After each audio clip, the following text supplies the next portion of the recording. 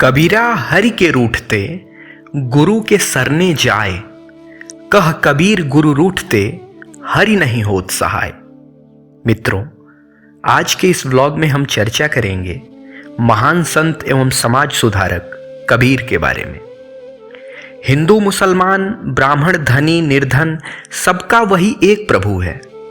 सभी की बनावट में एक जैसी हवा खून पानी का प्रयोग हुआ है। भूख प्यास सर्दी गर्मी नींद सभी की जरूरतें एक जैसी हैं। सूरज प्रकाश और गर्मी सभी को देता है। वर्षा का पानी सभी के लिए है, हवा सभी के लिए है। सभी एक ही आसमान के नीचे रहते हैं। इस तरह जब सभी को बनाने वाला ईश्वर किसी के साथ भेदभाव नहीं करता तो फिर मनुष्य के बीच ऊंच नीच धनी निर्धन छुआछूत का भेदभाव आखिर क्यों है?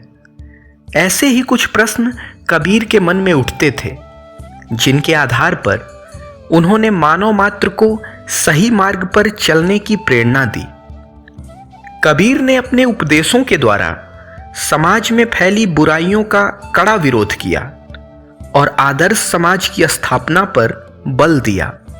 वे एक महान संत व समाज सुधारक थे। माना जाता है कि उनका जन्म 1398 ईस्वी में काशी में हुआ था। कबीर का पालन पोषण नीरू और नीमा नामक दंपति ने किया था।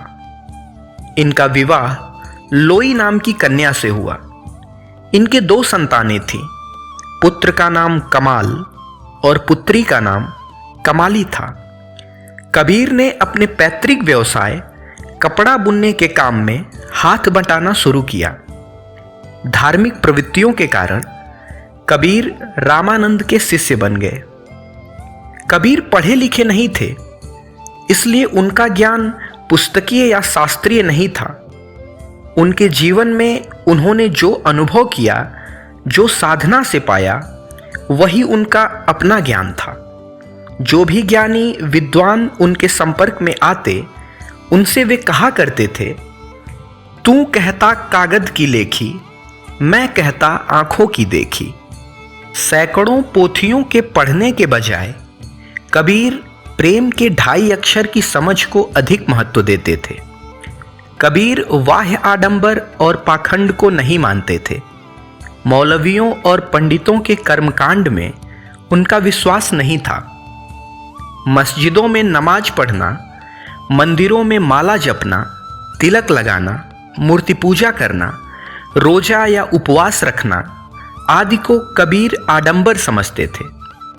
कबीर सादगी से रहना व सादा भोजन करना पसंद करते थे। बनावट उन्हें अच्छी नहीं लगती थी।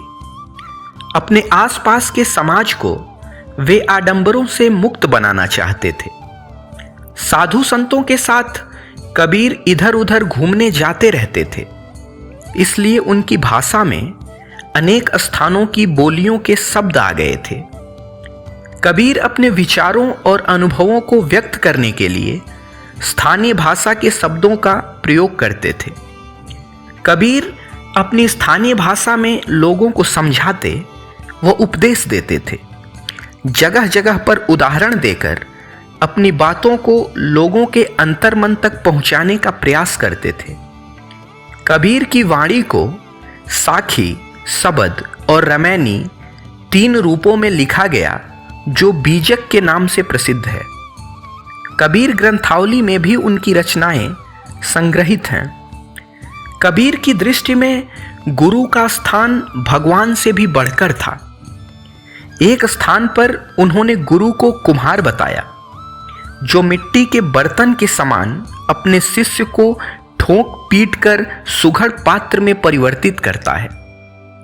सज्जनों साधु संतों की संगति उन्हें अच्छी लगती थी। यद्यपि कबीर की निंदा करने वाले लोगों की संख्या कम नहीं थी, लेकिन कबीर निंदा करने वाले लोगों को अपना हितैषी समझते थे। वे कहा करते थे कि निंदक नियरे राखिए आंगन कुटी छवाए, बिन पानी साबुन बिना निर्मल करे सुभाए। उस समय लोगों के बीच में ऐसी धारणा फैली हुई थी कि मगहर नामक स्थान पर मरने वाला व्यक्ति नरक को प्राप्त होता है। इसलिए कबीर अपनी मृत्यु निकट जानकर काशी से मगहर चले गए और समाज में फैली हुई इस धारणा को तोड़ा। 1518 ईस्वी में कबीर का निधन हो गया। कबीर सत्य बोलने वाले निर्भीक व्यक्ति थे। वे कटु सत्य भी कहने में नहीं हिचकते थे। उनकी वाणी आज के भेदभाव भरे समाज में मानवीय एकता का रास्ता दिखाने में सक्षम है। निसंदेह कबीर एक महापुरुष और महान संत थे।